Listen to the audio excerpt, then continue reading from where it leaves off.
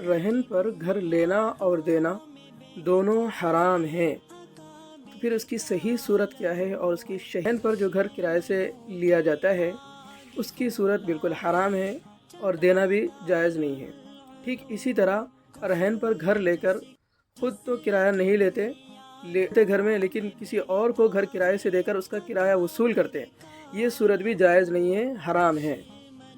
और बहुत सारी दफ़ा रहन पर घर देकर थोड़ा सा किराया दिया जाता है। मसलन मार्केट रेट से जो किराया होता है उसे 50% किराया देते हैं, थोड़ा सा किराया देते हैं, या फिर 25% किराया देते हैं और देकर रहन पर घर हासिल कर लेते हैं।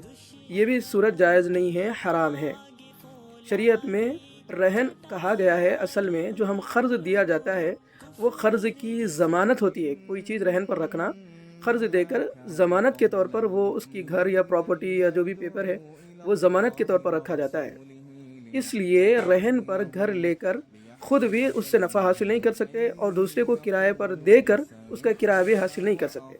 इसलिए कि हदीस में अल्लाह के महबूब सल्लल्लाहु अलैहि वसल्लम ने फरमाया, कुल्लु क़र्ज़िन जर्रा नफ़अन फ़हुव रिबन, हर वो क़र्ज़ जो नफ़ा लेकर आए वो सूद है। इसलिए दोस्तों, ये आजकल एक रिवाज बन गया है कि लोग रहन पर घर लेकर किसी का उसको किराए पर देकर उसका किराया वसूल करते हैं, या फिर ज़्यादा पैसे देकर किराया कम देते हैं, एडवांस ज़्यादा देकर, ये सूरत निकाल कर कि भाई रहन की ही सूरत बनती है और कहते हैं कि हमने एडवांस ज़्यादा दिया है। ये सूरत भी जायज़ नहीं है दोस्तों। जो मार्केट का जो किराया है वही, अगर किसी को रहन का घर ही चाहिए या किराया चाहिए तो जो आम तौर पर मार्केट का जो रेट चल रहा है वो रेट लगाकर, उसकी कीमत लगाकर हमें चाहिए कि हम घर किराए पर लें। लेकिन रहन की सूरत बिल्कुल दुरुस्त नहीं है। जो लोग रहन पर किराए से घर लेते हैं उनकी ज़िंदगी की बरकत ख़त्म हो जाती है दोस्तों, आज़मा कर देख लें। जो लोग भी रहन पर घर लेते हैं या देते हैं उनके घरों में, उनकी ज़िंदगियों में बरकत उठा ली जाती है। इसलिए कि दोनों, देने वाला भी सही नहीं और लेने वाला भी सही नहीं, दोनों भी गुनहगार होंगे। इसलिए जो हजरात रहन पर घर लेकर खुद रहते हैं तो उनको चाहिए कि वो या तो किराया पूरा दे जो मार्केट चल रहा है।